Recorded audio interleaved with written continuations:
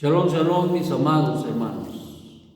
Que la paz del Eterno gobierne sus mentes, sus corazones, a fin de ayudarles a vivir una vida consagrada, una vida kadosh delante de nuestro Creador. Amén. Bueno, estamos en Mateo 22:15 y dice así: entonces fueron aquellos perushim y planearon cómo hacerlo caer en contradicción con sus propias palabras. Y enviándoles unos de sus propios talmidim, juntamente con los herodianos, le dijeron: Maestro, sabemos que eres un sadik y enseñas el camino del Loa basado en la verdad, y no te cuidas de lo que la gente diga, porque no pones tus ojos en las apariencias de los hombres. Dinos pues, ¿qué te parece? ¿Debe ser aceptado como legítimo dar tributo al César o no? Pero Yeshua, percibiendo su trampa maliciosa, les dijo: ¿por qué me exponéis a caer en tentación, hipócritas? Mostradle la moneda del tributo. Y le presentaron un denario. Y les dijo: ¿de quién es esta imagen y la inscripción que lleva? Le dijeron: del César. Respondió Yeshua: dad pues a Eloa lo que es de Eloa y al César lo que es del César. Al oír esto quedaron maravillados de la respuesta y abandonaron y se marcharon. Bueno, siempre hay gente que quiere poner el pie, y desde luego estos grupos que mal veían a nuestro Ribi y que siempre andaban buscando la manera de hacerlo caer, de ponerlo en ridículo, de a perdida, y los únicos que quedaban en ridículo eran ellos. Los únicos que quedaban mal eran ellos, porque sus propias palabras maliciosas, malvadas, se volvían en contra de ellos. No cabe duda que el mal que puede uno querer para el de enfrente siempre puede caer sobre la vida de uno. Por eso tenemos que cuidar ese aspecto tan importante.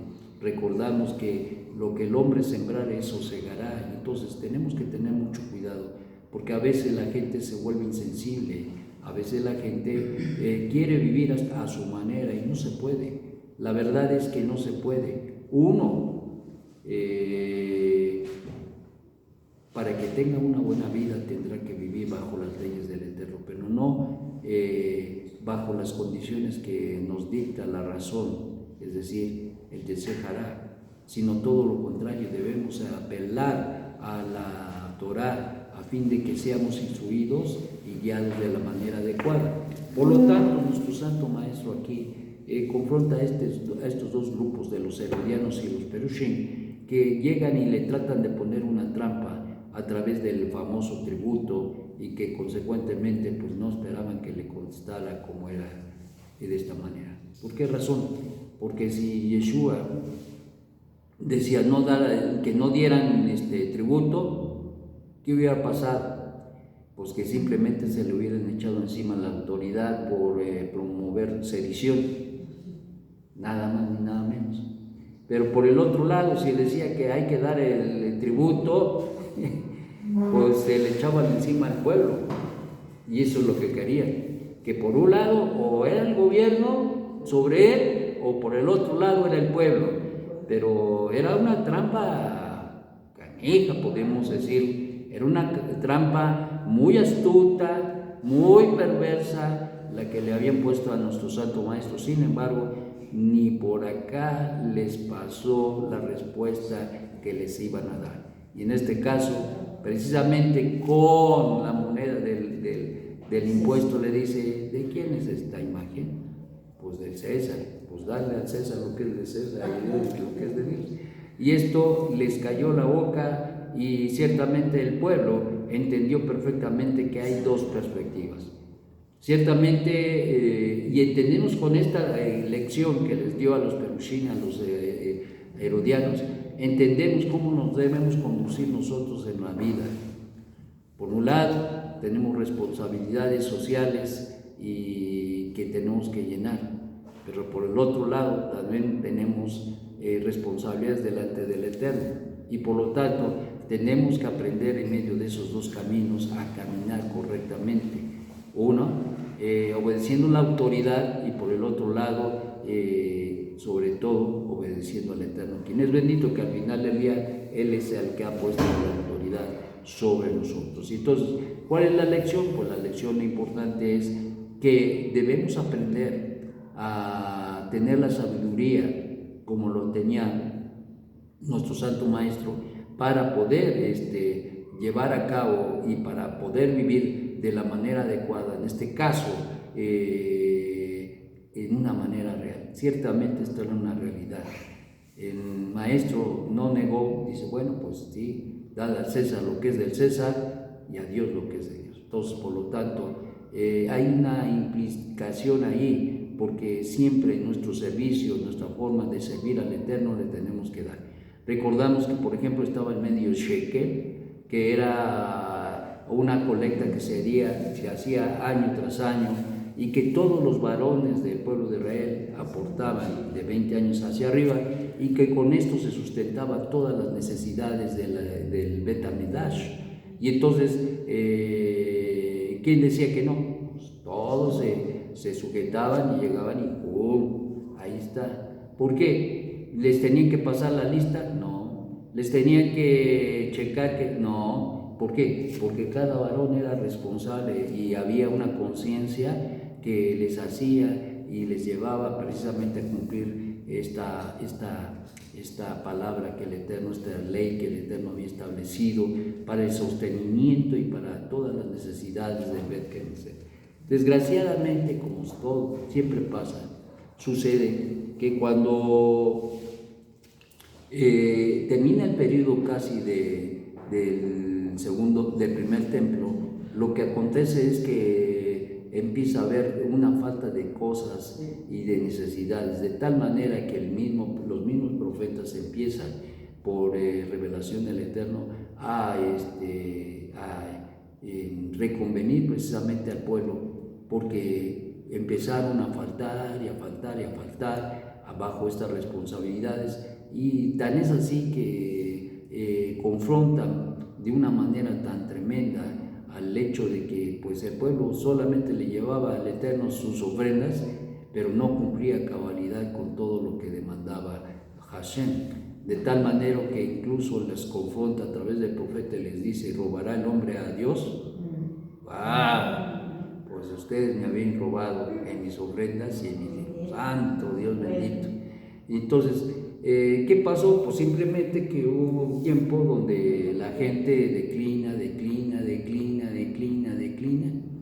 y luego viene la palabra del Eterno. ¿Y qué había pasado en medio de todo eso? Pues simplemente que el devorador estaba haciendo de las suyas, pues el recurso no alcanzaba. ¿Por qué no alcanzaba? Porque el devorador hacía de las suyas. ¿Por qué? Porque si hay algo que protege precisamente nuestra economía, es el nacer. Y eso es algo que nosotros debemos saber. Por el otro lado, debemos entender que tenemos la responsabilidad de dar nuestros impuestos al gobierno, y esto también es justo, como está escrito en nuestros libros, sujetarnos a nuestras autoridades.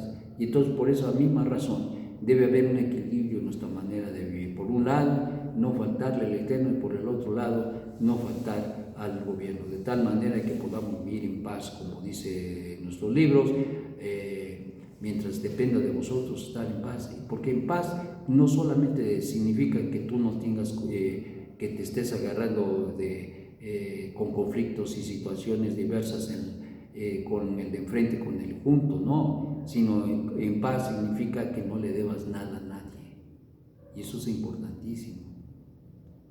Hay mucha gente que vive estafando a la gente, y eso es malo. No puede vivir en paz, porque en cada paso que da le sale un acreedor o alguien que le debe y le exige, y esto no se puede hacer. Por lo tanto, vivir en paz no solamente es en las relaciones interpersonales, pero también que no le debamos nada a nadie, porque esto es estar en paz. Por eso es importante que nosotros estemos a cuentas con el Eterno, no solamente en cuanto a lo que Él demanda en sus leyes, como es el Maser, la Sedaká, etcétera, la Terumá, pero también especialmente en la condición en que nosotros debemos vivir, es decir, que hagamos lo justo, lo bueno y lo santo, que al final del día lo que está enseñando nuestro Santo Maestro a través de esta enseñanza es que a que cumplamos la Torah. Se acabó.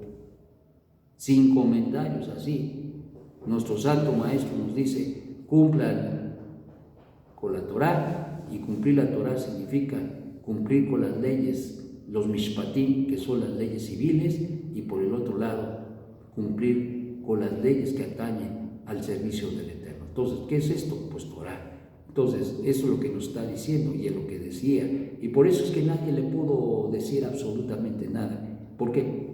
Porque de entrada, con la respuesta, les cayó la boca a todo el mundo. Y segunda, porque esta era una razón y era una verdad que venía de Dios. Por eso esto es importantísimo, vivir en un mundo donde todo el mundo quiere vivir como quiere. Hijo, esto sí que se hace difícil. Pero cuando ordenamos nuestra vida, bendito sea el Eterno, porque estamos en paz. Que tengas un magnífico día y que el Eterno nos ayude a valorar, a evaluar y a reconsiderar nuestros procederes en todos los sentidos. Shalom, shalom.